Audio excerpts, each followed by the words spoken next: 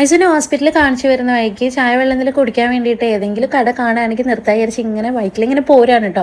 പോരുന്ന സമയത്ത് നമ്മളെ വീട്ടിനോട് അടുക്കാറായി, നമ്മൾ നാട്ടിലെത്തിയിട്ടോ. അവിടെയാണ് ഒരു കുഞ്ഞു കട കണ്ടത്, ഒരു തട്ടുകട.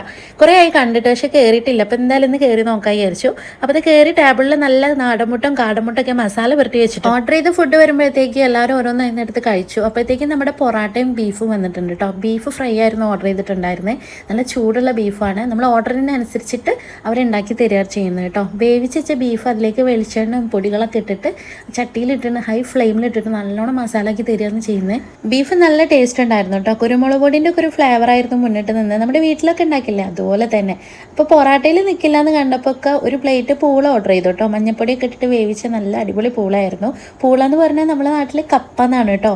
അത് തന്നെ. അപ്പോൾ അതിലേക്ക് ആ ബീഫ് കറിയും കൂടെ ഒഴിച്ചൊരു പിടി പിടിച്ചപ്പോൾ അടിപൊളിയായിരുന്നു കേട്ടോ. അപ്പോൾ അതിലേക്ക് ഒരു നല്ല ചൂടുള്ള പൊടിച്ചായം കൂടെ ഓർഡർ ചെയ്തു. അതും കൂടെ കുടിച്ച് ഞങ്ങൾ മെല്ലെ അവിടെ നിന്ന് സെല്ലാം പറഞ്ഞു. അപ്പോൾ വീഡിയോ ഇഷ്ടപ്പെട്ടാൽ ഒന്ന് ലൈക്ക് ചെയ്യണേ. താങ്ക്